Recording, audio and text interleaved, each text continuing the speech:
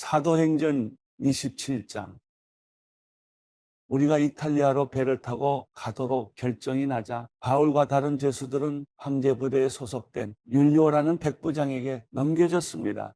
우리는 아시아 지방의 해변을 따라 항해하게 될 아드라무떼노호를 타고 바다로 출항했습니다. 데살로니가 출신의 마케도니아 사람 아리스다고가 우리와 동행했습니다.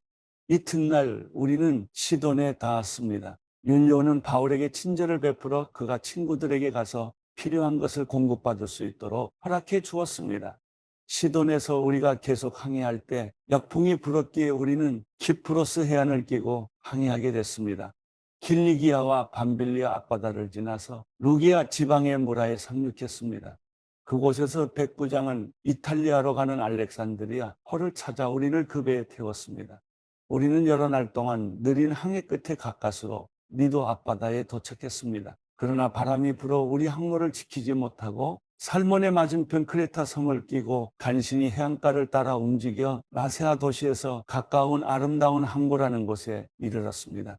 많은 시간이 소모되고 금식하는 절기도 지났기 때문에 항해가 위험해졌습니다. 그래서 바울이 사람들에게 충고했습니다. 여러분, 내가 보니 우리가 이렇게 계속 항해하다가는 재난에 빠지고 배와 짐이 큰 손실을 입을 뿐 아니라 우리 목숨도 위태로울 것입니다. 그러나 백부장은 바울의 말보다는 선장과 선주의 말을 더 따랐습니다. 그 항구는 겨울을 나기에 적당하지 않았기 때문에 대다수의 사람들이 베닉스에 가서 겨울을 날 수 있기를 바라는 마음에 계속 항해하자고 했습니다. 베닉스는 크레타 섬에 있는 항구 도시로 남서쪽과 북서쪽을 향하고 있었습니다. 부드러운 남풍이 불기 시작하자 그들은 자기들이 바라던 대로 됐다고 생각했습니다. 그래서 그들은 닻을 올리고 크레타 섬 해안을 따라 항해했습니다. 그런데 얼마 지나지 않아 그 섬으로부터 이라굴로라는 태풍이 불어닥쳤습니다. 배가 폭풍에 휘말려 방향을 잡을 수가 없었습니다. 그래서 우리는 배가 가는 대로 내맡기고 표류하다가 가우다라는 작은 섬 아래쪽을 따라 지나면서 간신히 거룻배를 바로잡을 수 있었습니다. 선원들은 그 배를 끌어올리고 아래로 밧줄을 내려보내 선체를 둘러맸습니다. 그대로 가다가는 배가 스르디스 해안의 모래 언덕에 처박힐까 두려워 그들은 닻을 내려 배가 표류하게 했습니다. 우리는 폭풍에 몹시 시달리다 못해 이튿날에는 선원들이 짐을 바다에 던져넣기 시작했습니다. 3일째 되는 날에는 선원들이 배의 장비들을 자기들의 손으로 내던졌습니다. 여러 날 동안 해와 별도 나타나지 않고 폭풍만 계속 불어닥치자 결국 우리는 구조될 모든 소망을 포기했습니다. 사람들이 오랫동안 아무것도 먹지 못하고 있는 가운데 바울이 일어나 그들 앞에 서서 말했습니다. 여러분, 크레타 섬에서 항해하지 말라는 내 충고를 들었더라면 이런 타격과 손실은 입지 않았을 것입니다. 그러나 이제 내가 여러분에게 당부합니다. 여러분 가운데 아무도 목숨을 잃지 않고 배만 손상될 것이니 안심하기 바랍니다. 어젯밤 내 하나님, 곧 내가 섬기는 하나님의 천사가 내 곁에 서서 바울아, 두려워 마라. 내가 마땅히 가이사 앞에 서야 한다. 그래서 하나님께서 너와 함께 항해하는 모든 사람들의 생명을 내게 맡겨주셨다. 라고 하셨습니다. 그러니 여러분 안심하십시오. 나는 하나님을 믿으니 내게 말씀하신 대로 이루어질 것입니다. 그러나 우리는 밀려서 어느 섬에 닿게 될 것입니다. 14일째 되는 날 밤에 우리는 아드리아 바다 위에서 표류하고 있었습니다. 한밤중이 됐을 때 선원들은 무태 가까이 왔음을 직감했습니다. 수심을 재어보니 물의 깊이가 약 25루기아였습니다. 조금 있다가 다시 재어보니 약 15오르기아였습니다. 우리가 암초에 부딪히게 될까 두려워 선원들은 고물에서 네 개의 닻을 내리고 날이 밝기만을 바랐습니다. 그런데 선원들은 도망칠 속셈으로 뱃머리에서 닻을 내리는 척하면서 거룻배를 바다에 띄웠습니다. 그때 바울이 백부장과 군인들에게 말했습니다. 이 사람들이 배 안에 같이 있지 않으면 당신들도 구조되지 못할 것이요. 그러자 군인들은 거룻배에 묶여있던 밧줄을 끊어 거룻배를 떼어버렸습니다. 날이 밝아올 무렵 바울은 그들 모두에게 무엇이든 먹어두라고 권하며 말했습니다. 지난 14일 동안 여러분은 계속 마음을 졸이면서 아무것도 먹지 못하고 굶고 지냈습니다.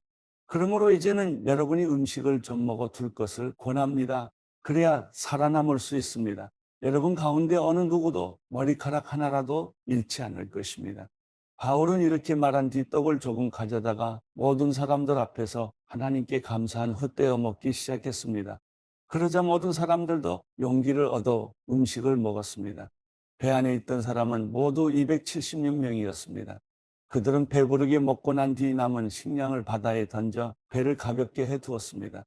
날이 밝자 어떤 땅인지는 모르지만 그들은 모래사장이 펼쳐진 해안을 볼 수 있었습니다. 그들은 가능한 한 그곳에 배를 대기로 작정했습니다. 그래서 닻을 끊어 바다에 버리고 키를 묶은 밧줄을 늦추었습니다. 그러고 나서 앞돛을 끌어올려 바람에 맡기고 해안 쪽으로 배를 몰았습니다. 그러나 배가 모래 언덕에 부딪혀 좌초됐습니다. 두 물살이 합쳐지는 곳에 걸리는 바람에 뱃머리는 꽉 박혀 옴짝달싹도 하지 않았고 배 뒤쪽은 거센 파도 때문에 깨어졌습니다. 군인들은 죄수들이 헤엄쳐 도망가지 못하도록 죽일 계획이었습니다.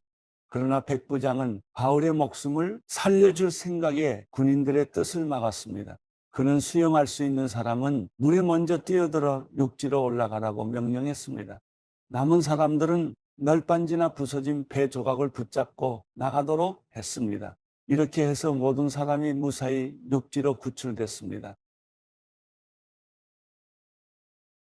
사도행전 28장. 무사히 해안에 도착하고서야 우리는 그곳이 몰타 섬이라는 것을 알았습니다. 그 섬 원주민들은 우리에게 각별한 친절을 베풀어 주었습니다. 또 비가 오고 추웠기 때문에 불을 지펴주며 우리 모두를 맞아 주었습니다. 바울이 마른 나뭇가지 한 묶음을 모아다가 불 속에 넣었더니 뜨거운 열기 때문에 독사가 기어나와 바울의 손에 달라붙었습니다. 원주민들은 독사가 바울의 손에 매달려 있는 것을 보고 서로 수군거렸습니다. 이 사람은 살인자가 분명하다. 그가 바다에서는 살아났지만 정의의 여신이 그를 살려두지 않나 보다. 그런데 바울은 그 뱀을 불 속에 떨어버렸고 아무런 상처도 입지 않았습니다.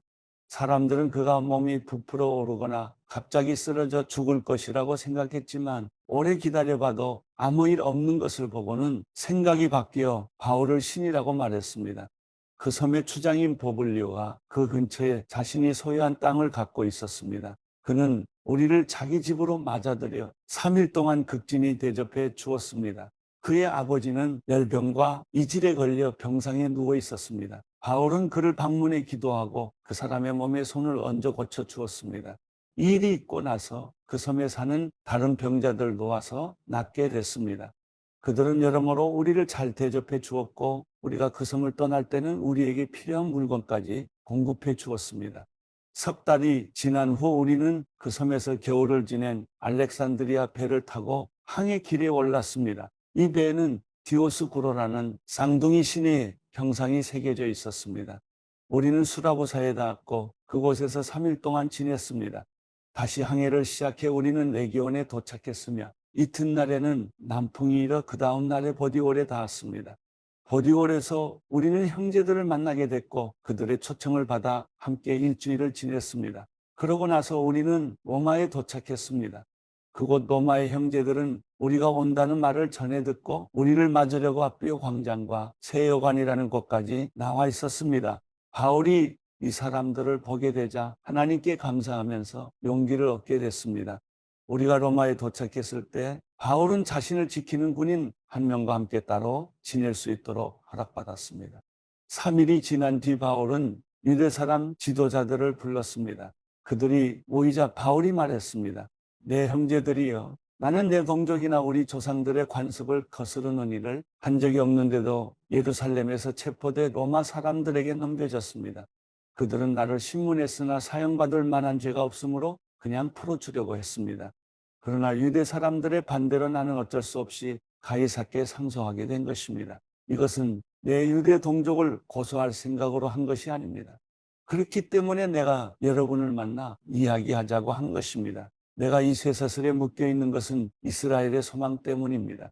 유대 사람들이 바울에게 대답했습니다. 우리는 당신에 대해서 유대로부터 편지를 받은 적도 없고 그곳에서 온 형제들도 당신에 대해 나쁘게 보고하거나 말한 적이 없습니다. 그러나 우리는 당신의 생각을 듣고자 합니다. 이 종파에 대해서는 어디에서든 반대가 있음을 알기 때문입니다. 그들이 바울을 만날 날짜를 정하고 많은 사람들이 그의 숙소로 찾아왔습니다. 그는 아침부터 저녁까지 그들에게 하나님 나라에 대해 증언했고 모세의 율법과 예언서들로부터 예수에 관해 설득시키려고 했습니다. 어떤 사람들은 바울의 말을 믿었지만 믿지 않는 사람들도 있었습니다. 그들이 서로 의견이 엇갈린 채 떠나려 하자 바울이 한마디 덧붙였습니다. 성령께서 예언자 이사야를 통해 여러분의 조상들에게 하신 말씀이 옳습니다. 이 백성들에게 가서 말하라. 너희가 듣기는 들어도 깨닫지 못하고 너희가 보기는 보아도 알지 못할 것이다. 이 백성들의 마음이 무뎌지고 귀는 듣지 못하고 눈은 감겨 있다. 이는 그들이 눈으로 보고 귀로 들으며 마음으로 깨닫고 내게 돌아와 고침을 받지 못하게 하려는 것이다. 그러므로 여러분은 하나님의 구원이 이방 사람들에게로 갔다는 것을 알아야 합니다. 그들은 듣게 될 것입니다. 바울은 만 2년 동안 자기 셋집에 머물면서 자신에게 찾아오는 모든 사람을 맞아들여 어떠한 방해도 받지 않고 담대하게 하나님 나라를 선포하고 주 예수 그리스도에 관한 것을 가르쳤습니다.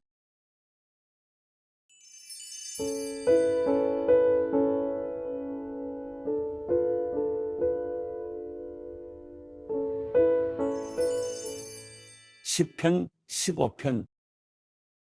여호와여, 주의 장막 안에 살 사람이 누구입니까? 주의 거룩한 산에 살 사람이 누구입니까? 올바르게 행동하고 의를 행하며 마음으로 진실을 말하고 혀로 헐뜯는 말을 하지 않으며 이웃에게 해를 입히지 않고 동료에게 누명을 씌우지 않으며 타락한 사람을 경멸하고 여호와를 경외하는 사람을 존경하며 손해를 봐도 맹세를 지키며 돈을 빌려주면서 이자를 많이 받지 않고 뇌물을 받지 않고 죄 없는 사람을 억울하게 하지 않는 사람입니다. 이렇게 행동하는 사람은 절대로 흔들리지 않을 것입니다.